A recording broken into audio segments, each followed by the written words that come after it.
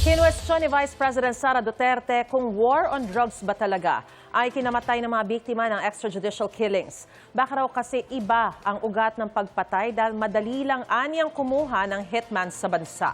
Sinabi yan ng bise sa rally sa harap ng International Criminal Court sa The Hague, Netherlands, kung saan nakakulong ang kanyang amang si dating Pangulong Rodrigo Duterte. May unang balita si Tina Panganiban Perez. Sabay sa pag-iit niya sa umano'y tindi ng gun violence sa Pilipinas, kinwestiyon din ni Vice President Sara Duterte kung drug war nga ba ang dahilan ng pagkamatay ng mga binansagang biktima ng extrajudicial killings noong panahon ng amang si dating Pangulong Rodrigo Duterte. Madali lang naman anya kasing kumuha ng gunman sa Pilipinas. Halimbawa anya kung nangangaliwa ang isang lalaki. I can hire a gunman for 5,000 pesos to kill the mistress.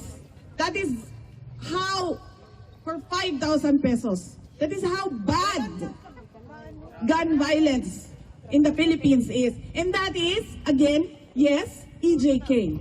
So how can you say that all your listed victims, all your listed complainants are supposed victims of the drug war?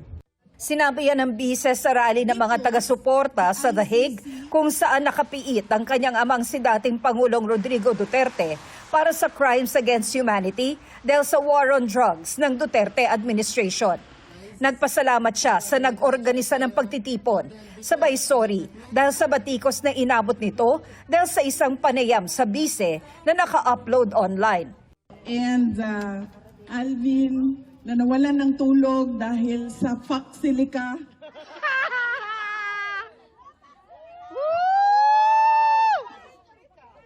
Alvin, if they cannot respect a no comment, you should not lose sleep over it. Ang tinutukoy ng bise ay ang paghingi sa kanya ng komento tungkol sa Foxilica, ang pinag-uusapang pagtatayo ng Amerika ng isang artificial intelligence hub sa New Clark City sa Tarlac. Any thought po about sa Foxilica na balak pong itayo sa Pilipinas? Ano na? Foxilica. Yung Foxilica. Foxilica. Hindi ma'am, Foxilica. Do you know anything about that? Wala ma'am? ako. I cannot comment on that. May mga bumatikos sa kakulangan sa kaalaman ng bise sa mainit ngayong issue sa Foxilica.